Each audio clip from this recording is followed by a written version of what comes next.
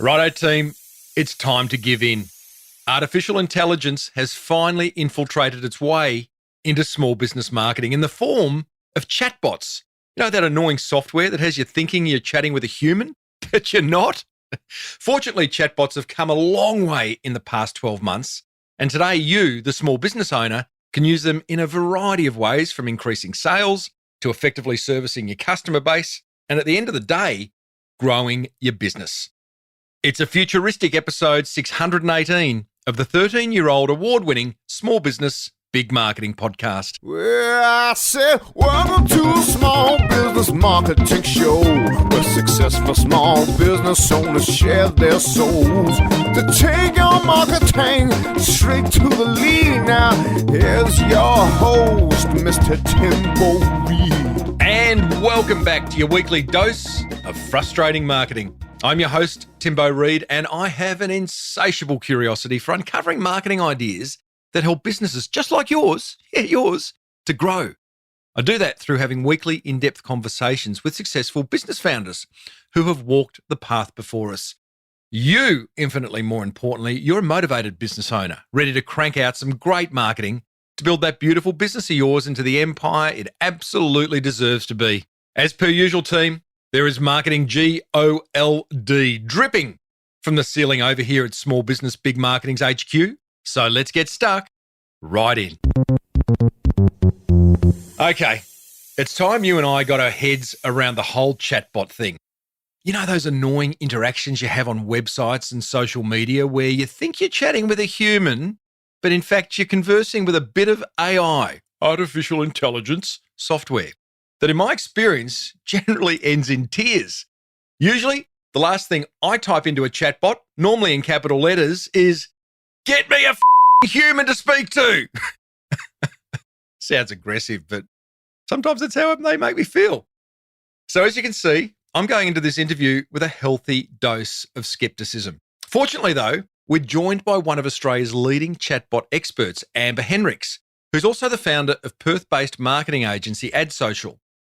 Amber is a trailblazer when it comes to futuristic marketing technologies across the Meta suite, Facebook, Instagram, Messenger, WhatsApp, with a focus on interactive tech. That's marketing technology. Gee, this is a high-end podcast. Namely, chatbots and artificial intelligence. We're also joined by two of her clients who share how they've successfully deployed chatbots inside the businesses they work for.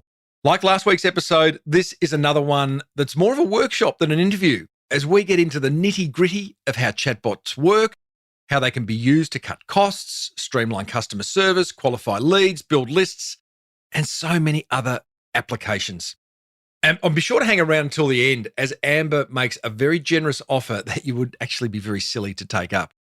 With all respect, but stick with me on that. It's a ripper offer.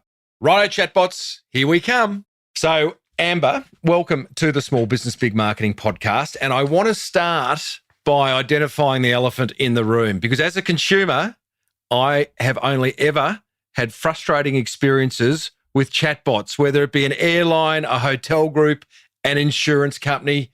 Help me. What am I missing? Yeah, look, you're not the first person to say that, Timbo. I think the first thing that we should probably cover off on is that there is a difference between a chat widget and a chatbot. So what we're going to be talking about today is chatbots, and typically people have bad experiences with a chat widget.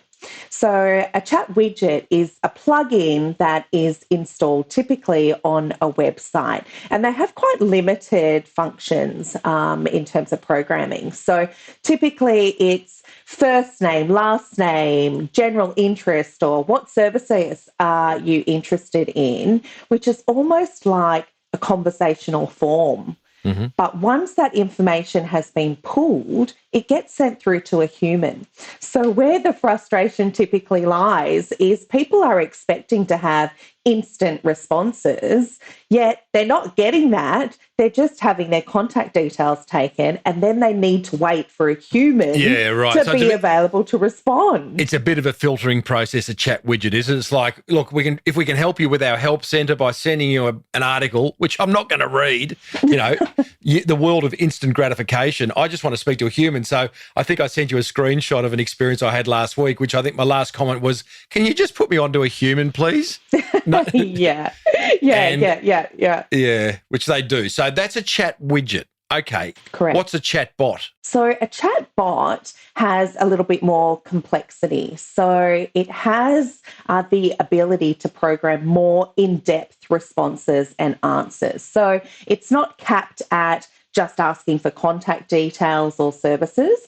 It can really be programmed to have almost a natural conversation. So we can address you by your first name, and we can then follow through with that conversation depending on your answers. So, for example, you might say, hey, Amber, interested in chatbots. Can you tell me more? And a chatbot has the ability to then extract some of the public data from your social media profiles so that it can respond to you using your first name, for example, and say, hey, Timbo, great to know that you're interested in chatbots. What kind of use case or what kind of industry are you in? So it's not defined to just certain or basic fields. It can be really natural so that as a business, you're pulling out the information that you need to be able to segment your consumer persona to be able to deliver relevant information to them. And as a customer, it feels really natural to have that chit-chat conversation with the business or brand. What's a chatbot doing that a chat widget isn't doing in order for it to be more human? I'm not immediately talking to a human on a chatbot. No, not at all. So the difference is that with a chatbot, we have the ability to program a conversation more freely. So as a UX designer or a conversational designer, which is a very new job in the realm of marketing at the moment, we have the ability to be able to program a conversation so that it's not confined to maybe 5 questions. It can really be digging deep into understanding what we need as a business and what the consumer needs. So as I said, it's not then a form, it's more of a chit-chat. I'm going to be super dumb here, but I want to 100% understand it before we move on, because we've got a couple of people who are going to join us on this call at some point explaining their experience and use cases of chatbots. So going back to a chat widget, and I know we don't want to hang around on a chat widget, but something like live chat. Many businesses have live chat, little icon in the bottom right-hand corner of the screen. That's a chat widget, right? Yeah, it is a chat widget. And that can be programmed with a bit of AI or whatever it is, to automatically respond to me as a robot. Or there might be someone at that business who's ready. They get an email saying, hey, someone's just hit you up on live chat. Respond. That's exactly the difference, Timbo. You've hit the nail on the head. You do know what you're talking about. So a chat widget is a plugin, and it might say live agent, but typically speaking, businesses only operate 9 to 5. So if you are submitting a form through a chat widget, even though it has live agent because it's the text, it's really actually going to send your details via email to a human employee. A chat bot is 24 hours. So it doesn't have any human support at all. It is programmed almost in replacement of having human support staff.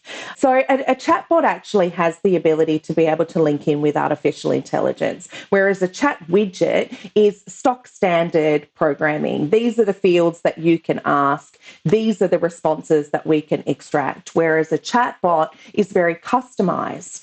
So the benefit in terms of then linking in artificial intelligence is, thanks to Google Dialogflow and other programs like that, now you can actually elevate your conversation to understand human sentiment. So, for example, Google Dialogflow can be connected into your social media accounts, so into your Facebook Messenger or your WhatsApp or your Instagram DM, and it can listen to the common questions that come through your social media accounts, and it can understand certain keywords to then understand the sentiment behind the question. Is it a positive question? Is it a negative question? And then the conversational journey or your chatbot then knows how to respond, triggered by keywords that have been programmed. Chat widget, off the shelf, limited, a good start, maybe better than nothing as long as the business responds promptly and correctly. Chatbot, bespoke, tailored, more personal, more grunt work being done behind the scenes. Yeah. Have I got it? Yeah, 100%. And just to challenge your sentiment that a chat widget is really kind of simple and easy, for the same price and the same investment that you could invest in a chat widget, you could also get a very basic chatbot built. So when you're considering the differences between the two, you really need to ask yourself, what is going to give my consumer the best experience? And as you touched on in the very beginning, chat widgets are frustrating because people are expecting that instant response. If they are contacting you, they want to know now, not wait until tomorrow when one of your employees is behind the website or behind social media. So to that point, and I want to bring in Susie shortly, because I think the best way of actually bringing this to life is let's cut to the chase and find a case study. But to that point, so my beautiful girlfriend Sarah is launching a business, and we've just installed on her website, which is not live yet, I think it's Talker. It's it's a competitor to live chat. So she's putting that on and we've put that on because, hey, if someone wants to go on her website and immediately see whether she's there to ask a question, at least that resolves that issue. But what you're saying is she could have gone down the path of a chat bot for about the same amount of dough and got a greater level of interaction potentially between her and her prospects. Correct, 100% correct. And on top of that as well, once you have programmed a chatbot, it can live on your social media accounts as well as your website. So it's not platform exclusive. So it's really being able to identify that as consumers, we like to connect with businesses and brands in our own personal way. That could be via a website, or we might be comfortable on Facebook or comfortable on Instagram. And this has one set of programming with FAQs and a million more other amazing benefits, which we'll touch on later. And it brings them all down in to be able to then reply. Well, I think in order to bring this to life, we should bring in Susie Paravicini. I do that sort of Italian thing because I'm going to Italy next year and I'm quite excited. Susie, welcome. You are the general manager at Amberlea Botanical Gardens in beautiful Western Australia. So firstly, Susie, welcome. Thank you. Hello. Absolute pleasure. And Amber through Ad Social has set you up with a chatbot strategy with some success. What problem did you approach Amber with before getting a chatbot? Yeah, right. This is a great question because Amber and I had a conversation on a grassed amphitheatre about a concept to keep Aaron's brand alive should the government lock us down with the pending pandemic, I believe. And so we went through an exploring process talking about how we could keep our brand alive and take a campaign to consumers. And Amber was, pitching to me and convincing me that chatbot was the way to go. I'm quite familiar with, lots of digital functions and different platforms and channels. So, I was open to this concept, but I seriously had no idea how fantastic it would actually be. And fast forward 3 or 4 years later, we've actually done 2 or 3 other mini campaigns. We've got augmented reality filters inside the park so people can experience that on their journey. Kids can have fun with learning and digital tech all in one. And we actually took out an award for our campaign, Best Use of Chatbot Social Media Institute, which was a real coup, because it was Well something, done. it was some unknown territory, and it was fantastic. So just to go back to that initial problem, pre-COVID, so you met with Amber and you saw pending doom, which was, geez, with this lockdown, no one's going to be able to go out. We're going to have to shut the gates on the Araluen Botanical Garden whilst we deal with this pandemic. You wanted to keep the brand alive. To me, a botanical garden is alive if you're there, if you're not there. So how did a chatbot keep people, satisfied that they were experiencing a botanical garden? Oh, great question, Timbo. So Araluen is renowned for its annual Tulip Festival. Tulips last for 6 weeks of the year, and it's quite unique because of our microclimate, etc. So that brand was particularly important because Araluen relies on the revenue from the Tulip Festival to maintain the heritage asset for West Australians every year. It's a huge part of our cash flow. We were concerned, we'd already invested in the bulbs. The bulbs had been in the ground, planted. They were coming up, rain, hail or shine. What a shame not to share that experience. Do you know what I mean? So we came up with a campaign people could buy into it as a membership. They could learn how to nurture and care for their tulips at home, whilst we could share really gutsy imagery. We were looking at the potential of, doing some drone photography and creating a experience for those people. And in the hope, so people always need hope, that we could still bring them in should we come out of, whatever stage we were in at that time. It feels like, something surreal that we've all experienced, and give these people the first entry back in should the park open for 500 people only. I still don't understand, and maybe you're going to answer this, how a chatbot, everything you've described, we've planted the tulips, we want people to see the tulips, people want help with their tulips. To me, that's a Facebook Live or a blog post or a YouTube channel or just something that I can go to your website and interact with. Where is the chatbot? What role has the chatbot played in all that? So the chatbot was the delivery platform that we decided was the best way that we could hit the low-hanging fruit, the people that we already had that were already engaging with our brand, and, so that we could interact with them, as Amber's already explained, in that very personal, bespoke way. We knew that these garden enthusiasts did not want to miss out. So using that chatbot platform, it was programmed. Amber's team was amazing because it was brand new. We weren't sure how people were, the sentiment, what they were going to respond with, whether they would or wouldn't like it.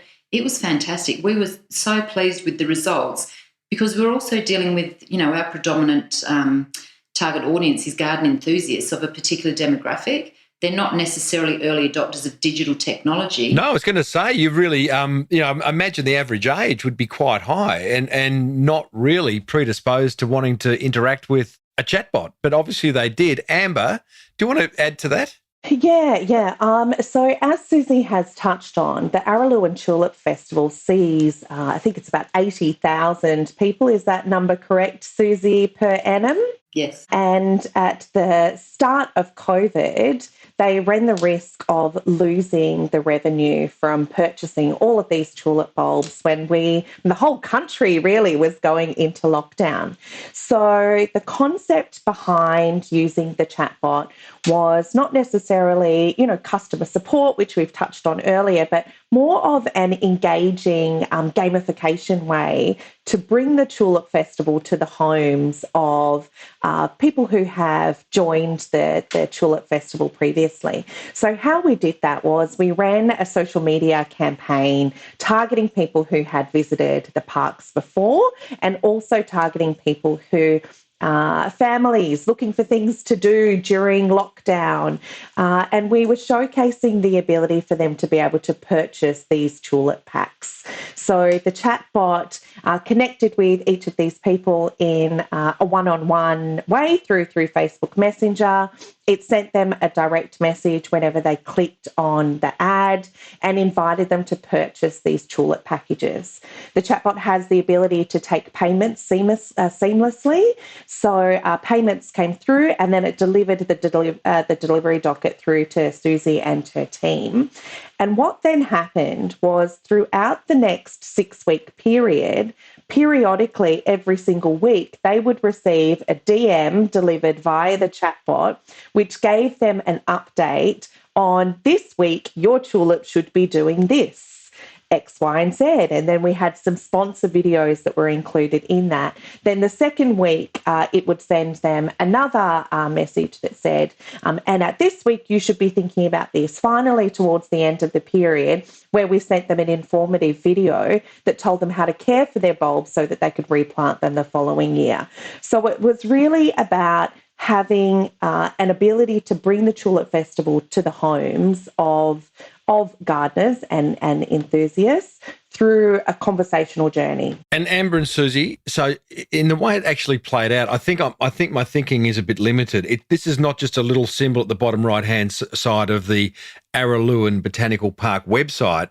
This is actually something that happened on your social media channels as well. And that ain't a little symbol on the bottom right-hand corner. So how does a chatbot all of a sudden appear when I'm on a business's, in this case, Araluen's Facebook, for example? So just to redefine the power of chatbots, different to the chat widget that sits on the website, chatbots are primarily purposed for social media. So the Meta suite, so Facebook, Instagram, and WhatsApp. So typically they live within the Messenger apps that are on Facebook.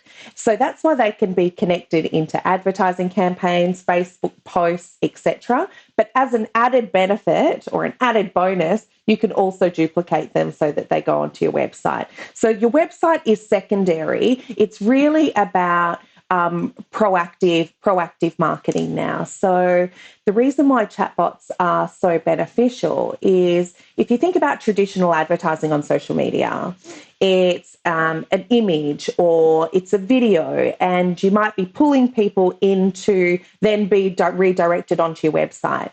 Now, once they're on your website, you can capture them in a pixel, but if you want to remarket to them again, you have to pay another ad to come through, and hopefully they're going to reconnect with you again through another advertising campaign. The difference is with conversational marketing using chatbots is that rather than taking people onto a website, you're going to bring them into a direct message with you. So you're actually having this one-on-one conversation with them. So in this particular instance with Araluen, it wasn't driving them onto a website or driving them onto an e-commerce site where they could purchase these tulip bulbs and then communicating via email. It was taking them from social media, bringing them into a DM or a direct message, selling them the product, and then staying in touch with them via messaging apps. So again, when we kind of think about the power of that as well, our email inboxes, they're flooded, Timbo.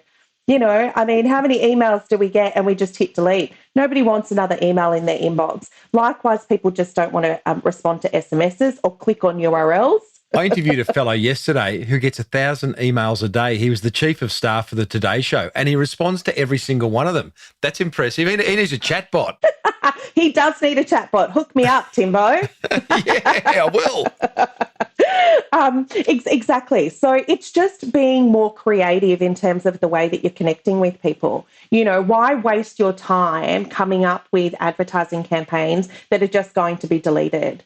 You know, using something that is new and futuristic really stops the scroll and brings them into that, you know, something, oh, this is cool. This is worth telling somebody else about. And that's what we really achieved with Susie's campaign at Araluen. And that, as Susie has mentioned, every year since we've done another chat marketing campaign. So now we build chatbots to monitor their entire inbox and respond to all of their customer service inquiries for the 80,000 people that want to visit their park during the 6-week period.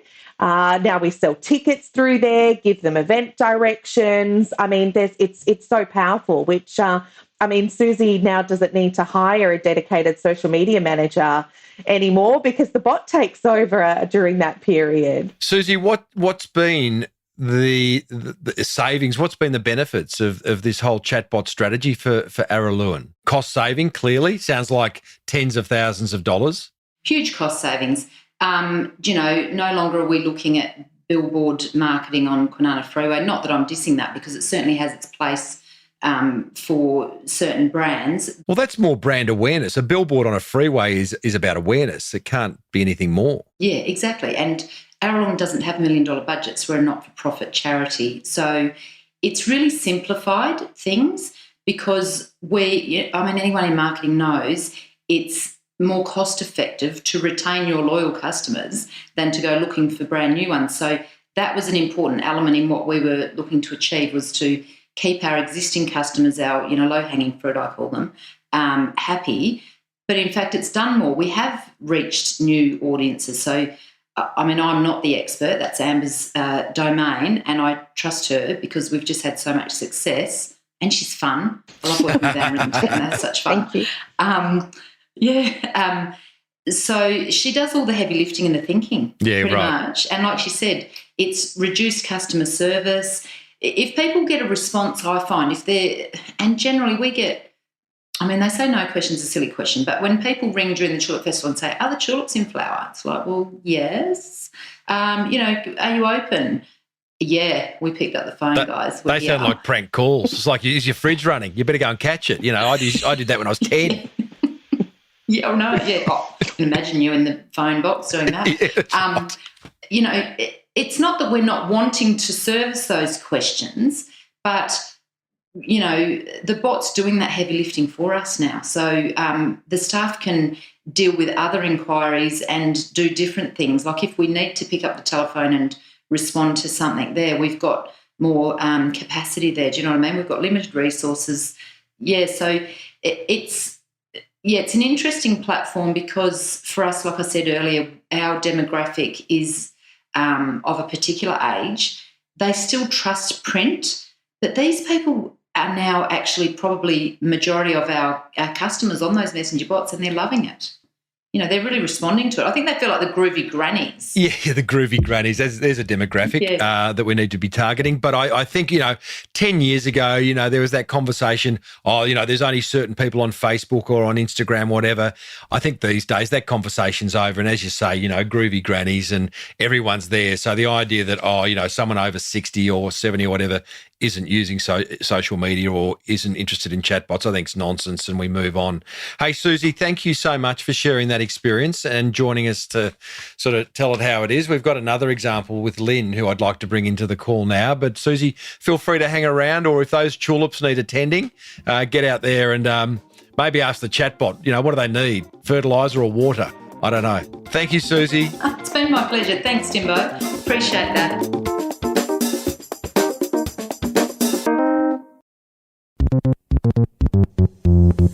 So Lynn is another client of Amber's. And Lynn, you are the marketing manager at Floreat Forum, which is a large shopping centre in Perth.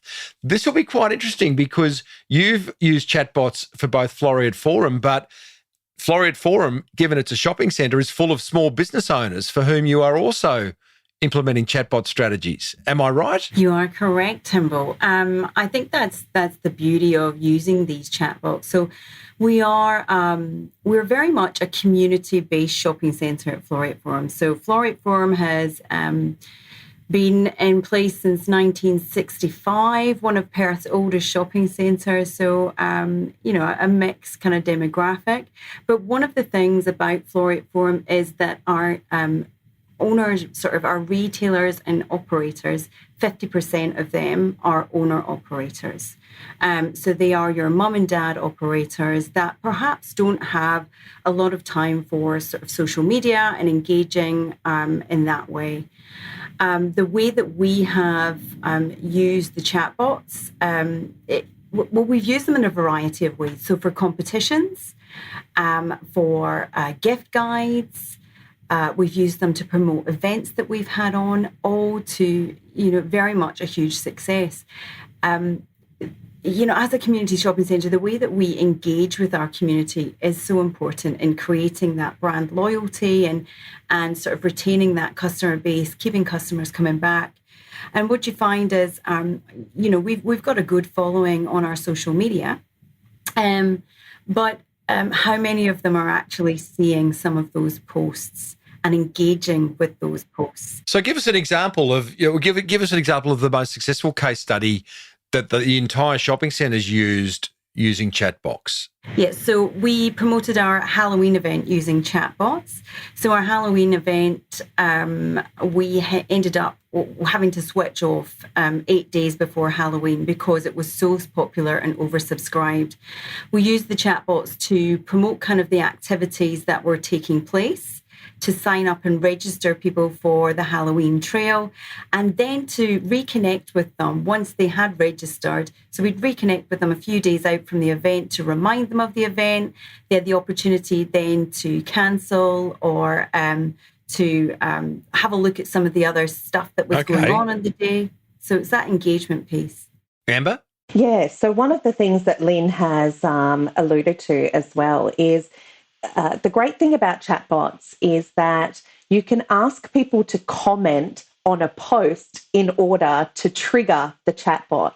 So you don't necessarily have to have a button. And the success that happened with the Halloween event was we were just running a post and we had some spend behind the post. But because we were asking users to comment Halloween in order to register, that event itself, or that post in itself, ended up getting extended organic reach because every time someone commented on the feed, that post then shared in their news feed. So because this event was targeting families, it's great because, I mean, as a school mum, I have all of the school mums on my page. So if I'm commenting on an event, it's then showing in my news feed. Everybody else, all the other school mums. What if I don't want it to? You can't. You don't have that choice. If you're engaging, exactly. So that's why Lynn's campaign for Halloween just performed exceptionally well. It's lead up to Halloween. I go to Floreat Forum's Facebook page. I see a post on Halloween activities that are happening at the shopping centre. The minute I comment on that post, the chatbot's gone, oh, we'll just share that on your feed as well. No. Help me here.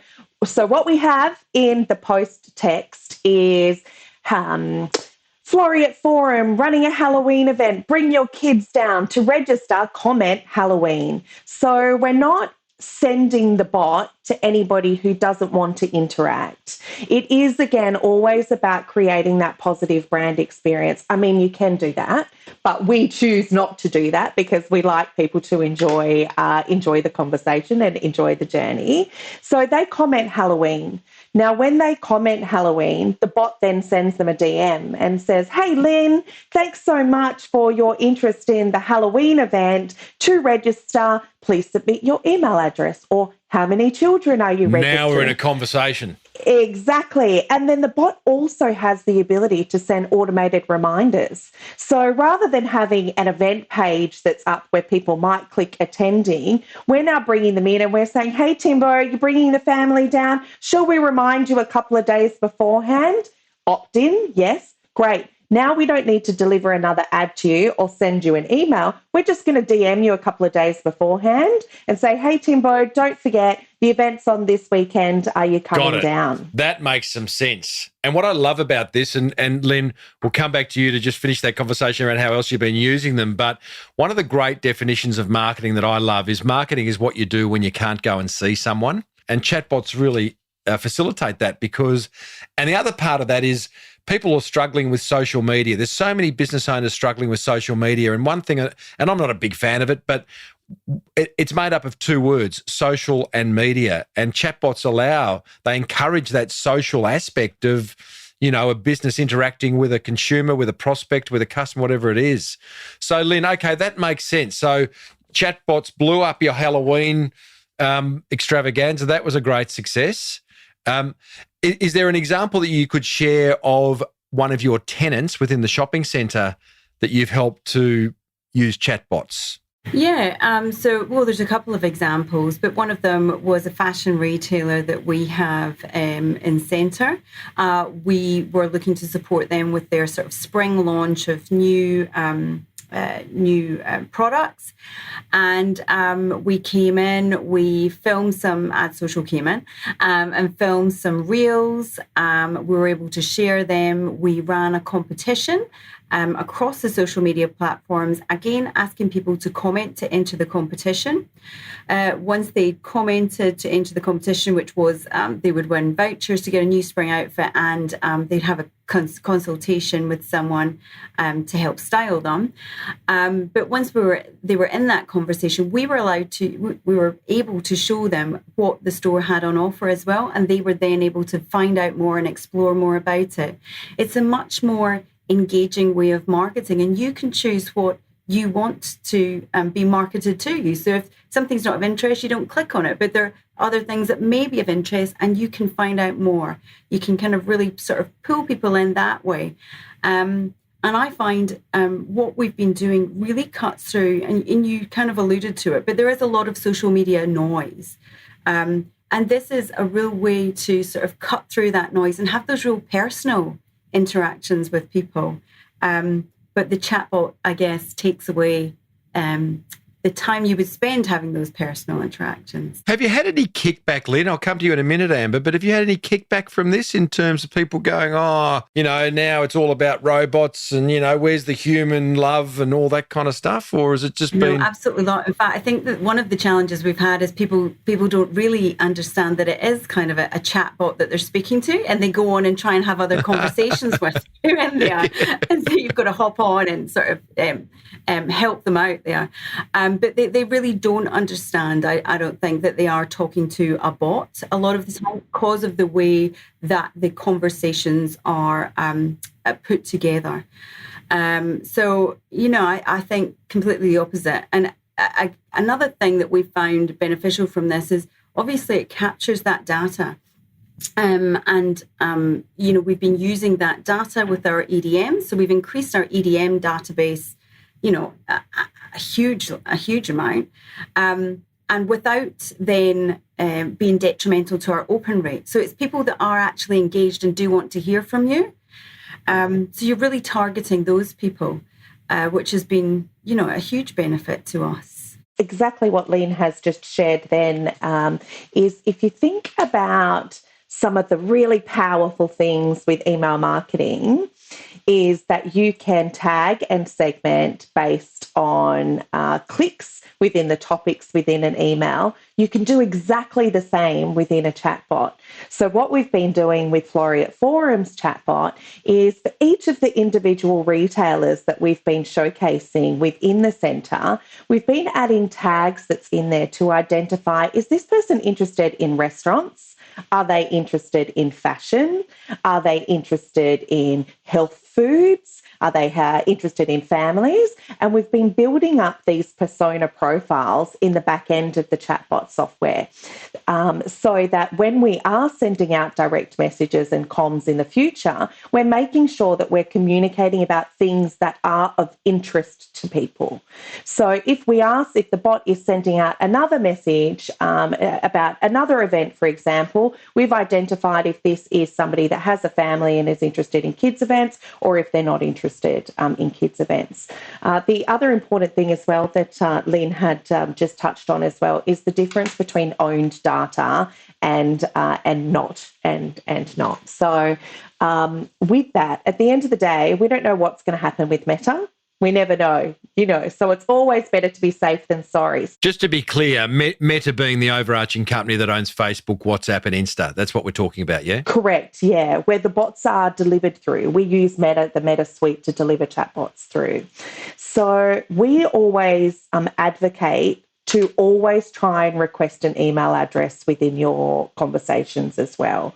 So even though we can pull some amazing data from the chatbot, which we can use, especially in paid campaigns, which I can dig deeper with you on in a moment, it is always best practice to ask for an email address so that you can then pull that into your EDM database, as Lynn had touched on. And then you are also, again, communicating with people who are opting in. So your open rates then also elevate on email. Wow. So you're connecting your chatbot activity to your active campaign or your Aweber or whatever platform you're using. And this is getting interesting. Yeah, exactly. Yeah, I mean, the power, and that's what is so brilliant about chatbots, is that you can integrate them in with so many other platforms. So, I mean, we've all heard the phrase omni-channel marketing, you know, where you're taking a consumer, for example, from Facebook. You might be then bringing them onto your website. You can then pull them into a direct message. I mean, for e-commerce listeners that are out there, you might have an e-com store that's hosted on Shopify. You can actually build a Shopify chatbot that connects into your Facebook and your Instagram. So in terms of user journey, you could be promoting a beautiful dress. For example, you have the dress that is shown on Facebook and Instagram as a post or an ad, either or, doesn't matter what placement. And then the user journey is then to take them onto the website. The chatbot can actually see what products they browsed. They can see if it was added to a cart. And then rather than sending them an email follow-up, which, remember, will more than likely get deleted, it pings them. It sends them a DM and says, hey, Timbo, saw you looking at that dress. Are you still interested? And so it can then do automated remarketing for you as well. It's incredibly powerful. Yeah, it's amazing. Lynn, do you have anything to add before you get back to all those tenants of Floriad Forum and sell them another chatbot? Yeah, well, I do. I need to go and get set up for the next one we've got going on. So, it's as a client, because there's a lot of small business owners listening to this thinking, hey, I might give chatbots a run. As a client, is it a difficult process? Is it hard to brief? I imagine Amber facilitates a good briefing process, but for you, did you have to accumulate mountains of information, and was it onerous from that aspect, or super easy? Absolutely not. It's been super easy working with the ad social team. I think, as a marketing manager, you cover all areas, but you're never like an expert in any. So to have that expert there in the chatbox marketing realm is fabulous. She stays in touch. She knows what changes are happening. Hey, I wasn't asking you to promote Amber's business. Geez, Amber's sitting there going, this is bloody awesome, eh? I am. I feel like having a little cry. That was beautiful. Well, that's okay, Thank Amber, because you are clearly doing a good job. So that's a lovely thing. But just to put a bow on that, it's not a hard process. It's not a hard process to pull everything together, and you're not spending 6 months trying to figure out every single question and permutation and combination that you're going to need to answer. No. Super easy. And the one thing that I really love about it is the flexibility of chatbots. Yeah, got it. Chatbots. Oh, Lynn, you're ace. Thank you for sharing your experience with chatbots. Feel free to hang around. Amber and I are just going to dig a little bit deeper, but I'll let you go now. Thank you, Lynn. Amber, there's a few more. There is a little bit of deeper digging to be done. I'm just interested, and this is a question without notice, but I'd like to go through 3 or 4 categories and put you on the spot, and you say, hey, this is how. Let's start with accountants. How would an accountant use a chatbot? Okay. Some use cases for accountants. 1, lead generation. So from a paid perspective, lead form ads, very expensive ad placement on social media, on Facebook and Instagram. Very good, but also very expensive. So an alternative to that is you could use a click-to-message ad, which is a lower cost ad objective, and you could bring them in and you could say, hey, Timbo, what industry are you in? So it's not asking someone to punch in a form. You're bringing them in, you're having that one-on-one conversation with them. You're asking them, are they interested in individual taxes or business taxes? So you're then segmenting them and building up your persona profile for your remarketing later. And then you can actually also ask them to subscribe to receive some value content too. So you might say, look, what are you interested in? I've got an investment property, for example. These are conversations I've literally been having with our accountant yesterday. So let's pull that in. We have an investment property. Can you talk me through benefits when doing renovations? So the chatbot's all of a sudden going out to a knowledge centre or something that the accountant's created and... Yeah, not the accountant, the programming agency. So Ad Social, for example, or whoever you've engaged to be able to build this for you. And it's picked up, this person has an investment property, which is a keyword. Another keyword is renovations. And the bot has then been programmed to say, if somebody sends me a message on Facebook, Instagram, WhatsApp, or the website with these two keywords, I'm going to reply back with this information. And it's not necessarily saying download this PDF, which you could do. It's responding back and saying tidbits, for example. You might have, these are 5 things that you need to know, and they swipe a gallery, for example. So it's really about trying to get them to engage in conversation with your brand as opposed to just pushing info on them. A cafe owner. Cafe owner. Here's a cool one. So you can have pre-orders. You could have pre-orders. You are connected with your favorite cafe on Instagram. You want to place your order. You can flick them an order that says, hey guys, the bot will respond back and say, hey Timbo, are you coming in this morning rice milk for your frappuccino usual? caramello latte. And you're one of those, are you? No. It can come back and it can actually recognise previous orders too. So it will already know that you have already ordered. All they reply is, yep, no worries. How long will you be? 10 minutes, 15 minutes, 1 hour. That's great, Timbo. We'll have it ready for you. It pings the owner of the business to say this is the order. They can process payment within Facebook Messenger or Instagram. There's other cool things as well. So, for example, you might have a QR code that's in your coffee shop.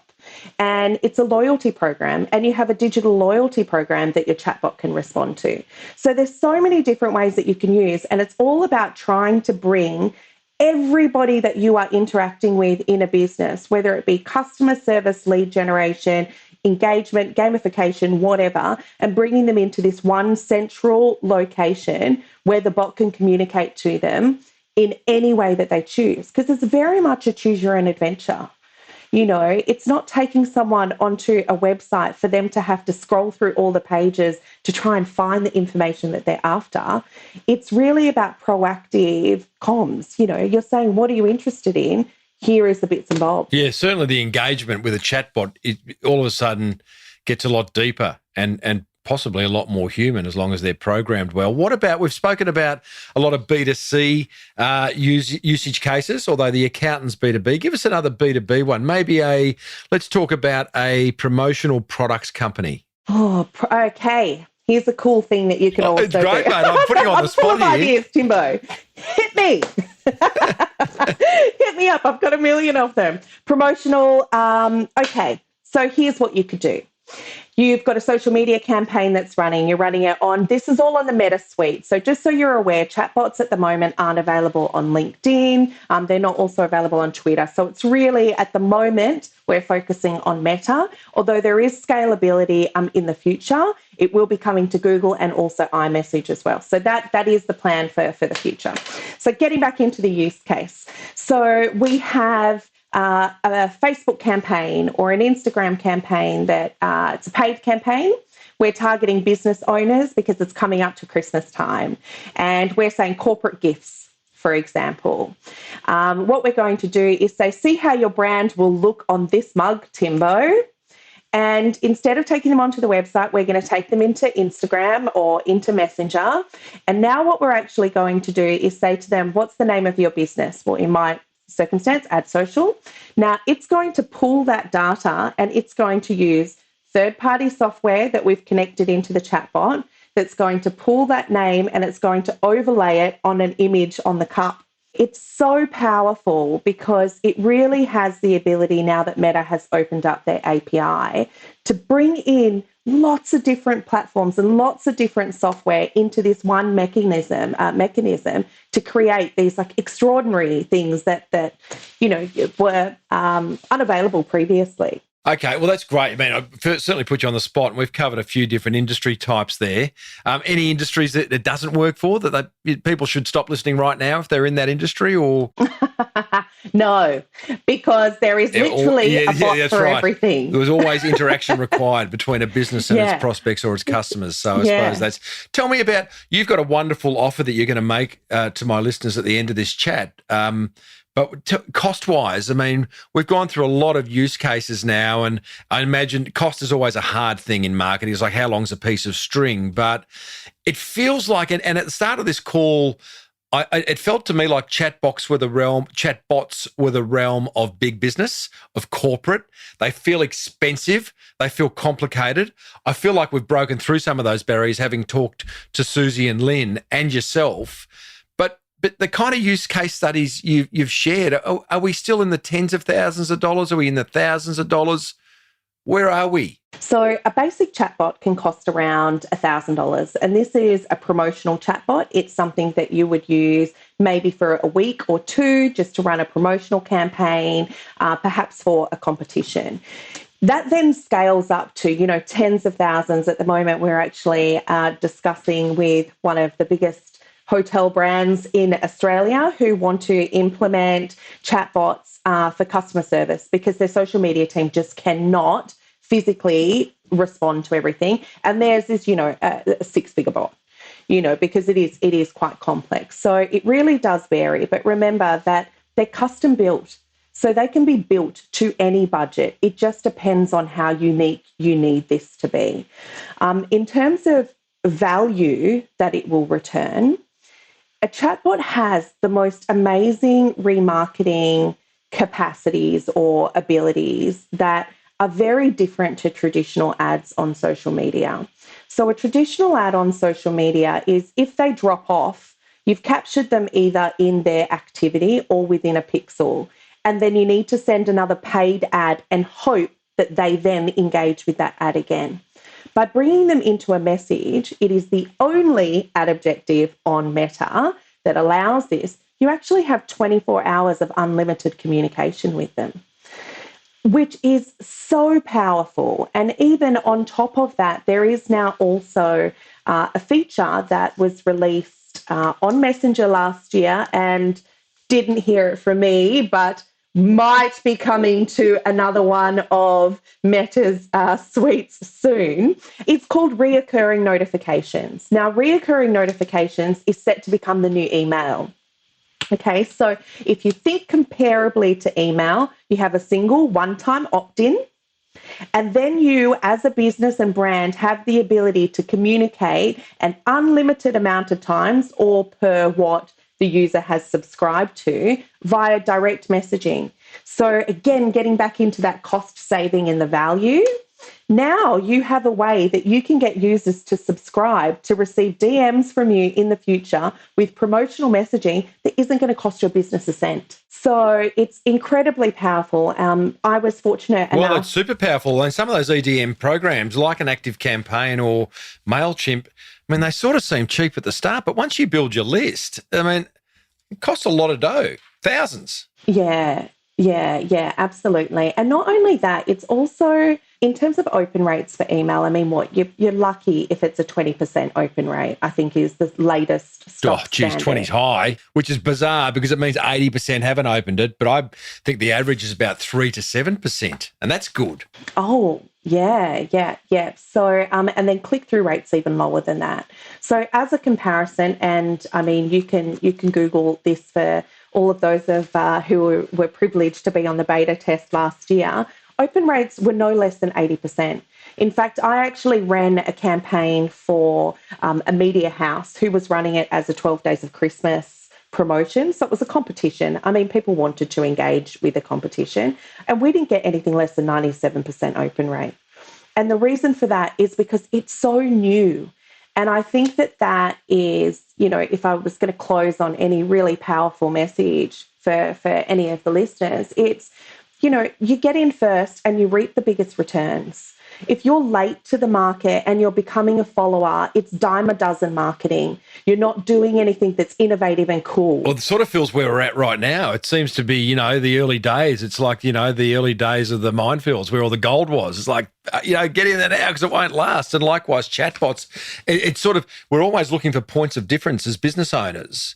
And they're hard to find. Or someone will go, we've got better customer service than someone else, or, this or that. But actually, chatbots right now, given it's probably not early days because you've been working on them for a while, but it is a point of difference. If you're a business owner, you're a cafe that does what you explained earlier, that sets you apart. Yeah, it really does. And in terms of it being in its infancy, I mean, it 100% is. Even though they've been available and compliant on Facebook since 2018, they were only actually opened and compliant on Instagram and WhatsApp last year.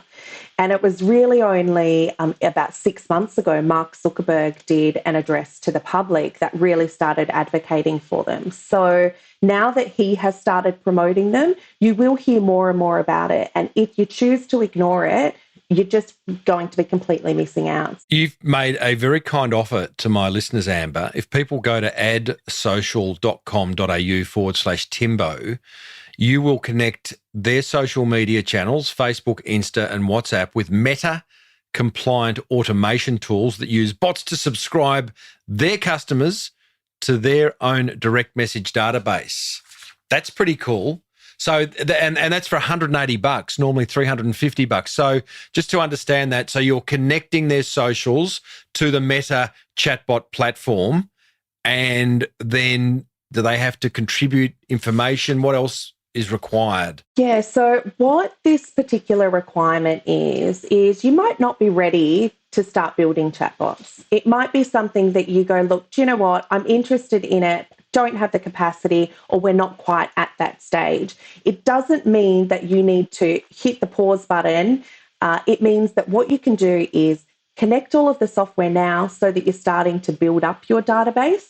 Even though you might not have conversations that are responding, but what you are doing is everybody who is messaging your account, you're subscribing them to your database. So when you are ready, you've got a database that's there that you can tap into. Geez, that's $180 well spent. Hey, Amber, thank you for reaching out in the first place and bringing along Lynn and Susie to share some real-life case studies, because it's certainly a topic I haven't covered, and I was a little bit bamboozled at the start, and now I'm, I wouldn't say crystal clear, but I'm a hell of a lot clearer. And are you good? Because I feel like, did I explain it well? Because I ramble a bit. Okay, all right. Now I'm going to figure out how a little old podcaster uses it, how a keynote speaker and MC uses it. It's just all ahead of me.